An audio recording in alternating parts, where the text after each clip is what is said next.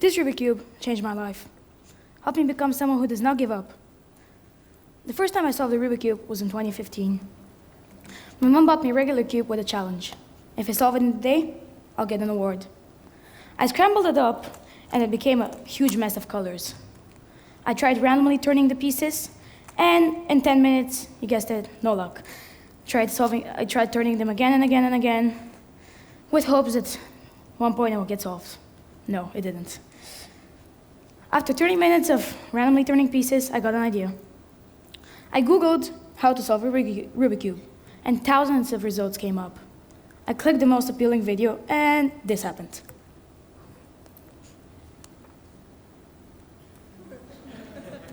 This was what he was saying. Another video I watched said things like, first, we have to solve the white cross, and then we can orient the first layer, then we can orient the second layer, then we can permute all layers, and then we can orient the last layer. Whoa. I ironically gave up. An hour later, I felt like there was a big empty space in my brain that just needed to be filled up.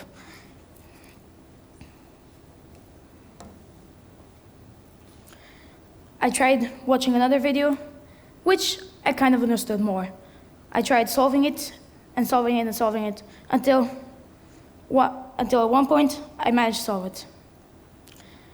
By the end of the day, I had managed to solve the cube about 5 times, every time referring back to the video to remember the algorithms.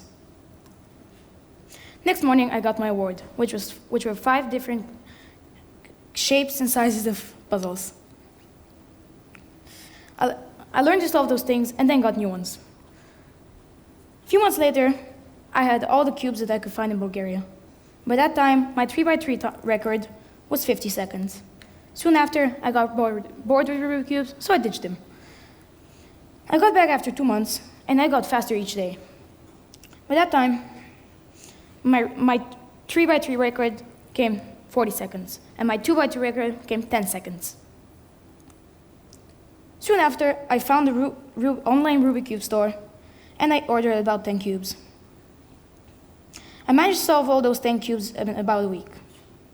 In January, I started learning a new way to solve cubes, which is the CFOP method.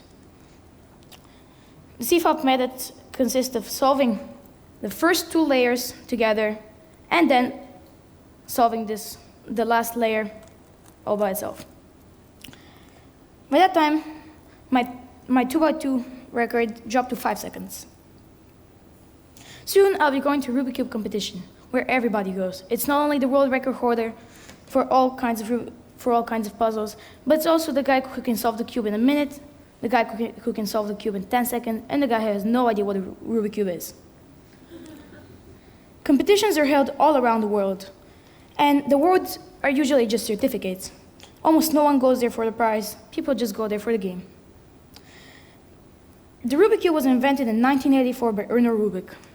He invented it, but couldn't solve it for a really long time. First competition is held in Budapest in 1982, where the record was 22.95 seconds.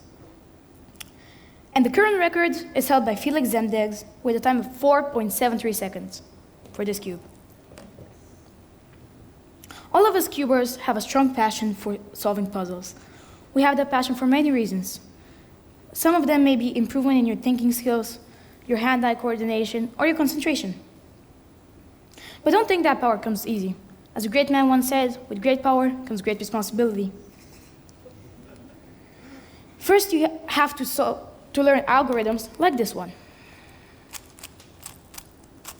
This algorithm actually just makes a really pretty pattern. An actual complicated algorithm that everybody has to learn in the beginning is this one. This switches 2 corners diagonally. It took me a really long time to learn all these algorithms, but at the end, it paid off. Even though the cube is hard to learn, it can benefit you in many ways. As I said, hand-eye coordination, concentration, and thinking skills. With a cube, you look for colors that match and instantly perform an algorithm which you have memorized and is now muscle memory. That can improve you in many aspects of school, work, driving, or anything. Where, for example, in school, you can learn to type faster with your hand-eye coordination. which we have learned from the cube, in work, typing faster, concentrating, and in driving, where you can avoid obstacles when needed. The most important value the cube teaches, however, is not giving up. It's more important to persevere than to remember the algorithms. If you persevere, you'll get faster and better at whatever you're doing. It's not only the Rubik cube. If you want to learn to ride a bike, to swim, type faster, or anything else, perseverance is key. Second most important aspect is practice. When you practice, you get faster at anything, and you get used to it.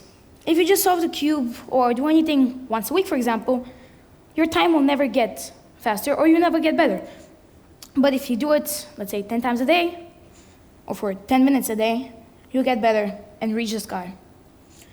And all in all, never give up. Thank you.